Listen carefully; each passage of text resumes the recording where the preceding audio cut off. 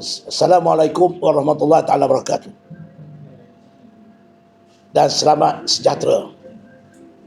Saya ingin menarik perhatian Ketua Polis Negara, warga polis dan termasuk rakyat yang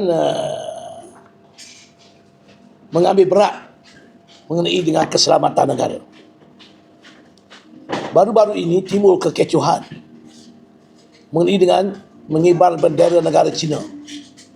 Pertama berlaku di Pulau Pinang di waktu lawatan kapal tentera laut negara China melawat sekolah China di Pulau Pinang. Dalam majlis itu ada sekumpulan pelajar mengibar bendera negara China dan kemudian diberi jawapan yang mengibar bendera itu ialah pelajar daripada negara China, bukan pelajar Malaysia. Kemudian susulan daripada itu berlaku pula perarakan bendera negara China di Teluk Intan yang menjadi kecoh. Dan selepas di Teluk Intan berlaku pula di Johor satu majlis di mana kesempatan diambil untuk mengibar bendera negara China. Persoalan pokok yang saya ingin bangkit di sini ialah mengenai dengan SOP pihak polis. Kita tahu tugas polis ialah pelaksana undang-undang dalam konteks menjaga keselamatan negara. Oleh hal demikian, selalunya polis akan bertindak pada waktu itu juga jika sesuatu berlaku tidak mengikut syarat dan peraturan. Memasang bendera asing adalah satu kesalahan. Tak kira ianya dipegang oleh pelajar luar negara ataupun rakyat tempatan. Bendera negara asing hanya boleh dipasang bila ada lawatan resmi ketua-ketua negara luar seperti melawat Malaysia, Presiden negara China ke, Perdana Menteri negara China ke, atau mana-mana negara. Dan bendera negara China ini dipasang bersebelahan dengan negara kita Malaysia, dan ianya dipasang oleh pihak berkuasa, kerajaan tempatan ataupun agensi-agensi yang terlibat. Atau ada kala pelajar-pelajar diguna untuk menyambut kedatangan pemimpin asing, mereka memegang bendera Malaysia dan bendera negara tetamu ketua negara yang terlibat. Lain daripada itu tidak boleh. Baik, apabila didapati bendera ini dikibarkan dan ianya melanggar syarat ataupun tidak sepatutnya berlaku, kenapa pihak polis yang pasti ada di tempat peristiwa tersebut tidak melarang, menghalang dan merampas bendera tersebut pada masa itu juga? Sama juga di Teluk Intan. Di Teluk Intan, pada awalnya keluar berita daripada pihak polis mengatakan perhimpunan itu tanpa permit. Selang 2 hari dikatakan ada permit pula, tapi tidak ikut syarat.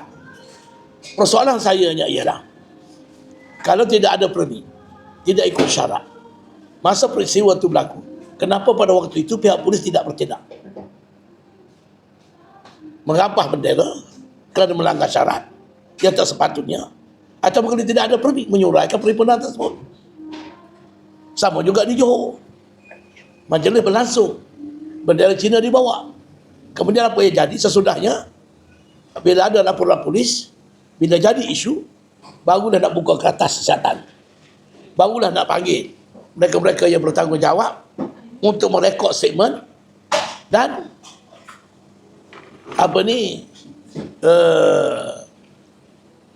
untuk melihat apakah ada kes untuk dibawa kepada pendakwaan. Tapi lazimnya senyapnya begitu je, tak banyak dibawa ke mahkamah. Ada kala-kalanya 1-2 saja, walaupun kertas siasatan dibuka. Kalau ikut kepada zaman dulu lah, zaman sebelum ini, bila ada perhimpunan tanpa permit, bila ada perhimpunan melanggar syarat, polis mengambil tindakan pada waktu itu juga. Bertemu dengan pihak pengajar, surai, hentikan majlis, rapah bendera. Kenapa ini tidak dibuat pada masa peristiwa itu berlaku? Kenapa nak tunggu sampai majlis habis? Kenapa nak tunggu ada laporan polis selepas itu? Kenapa nak tunggu sampai jadi isu baru nak buka kertas siasatan? Jadi ini yang saya nak minta penjelasan. Sebab kalau ini terus berlaku, saya memang takut satu hari nanti hilang kawalan, di mana rakyat sendiri akan bertindak. Cuba kita bayangkan kalau ada orang bawa bendera asing seperti bendera negara China. Ada orang yang tak puas hati, bertahu perkara ini salah. Dia bersemangat nasionalisme, dia ada jati diri, dia tahu kedudukan kedaulatan negara dihina ataupun sebagainya. Dia boleh menyerbu dan mengambil tindakan sendiri. Dan boleh berlaku pertentangan fizikal yang boleh membawa keburukan kepada semua pihak.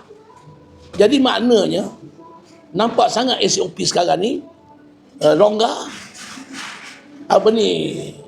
tidak mengambil berat dari segi sesuatu tindakan dalam konteks mencegah sebelum berlaku keburukan. Prevention is better than cure. Jadi saya nak menegur pihak polis kerana berbeza sangat dengan zaman dulu. Zaman Tun Hanif Umar dulu, arwah Tun Hanif Umar jadi IGP. Zaman Tan Sri Rahim Noor jadi IGP. Tindakan-tindakan polis konsisten, tegas dan jelas. Bila disuruh bersurai dalam masa 3 minit tak bersurai, ditembak gas. Walhal isunya tak sebesar isu yang seperti apa yang berlaku sekarang. Jadi sekarang ni nampaknya bertindak selepas jadi. Dan ini bukan cara kita mencegah sesuatu sebelum ianya menjadi bodoh. Jadi hal ini pihak polis mesti memberi penjelasan dan mesti memberi penerangan yang jelas kenapa mereka tidak merampas bendera pada waktu majlis berlaku di 3 tempat, Penang, Teluk Intan dan Negeri Johor, dan kenapa tidak bertindak kalau tidak ada permit ataupun melanggar peraturan. Terima kasih.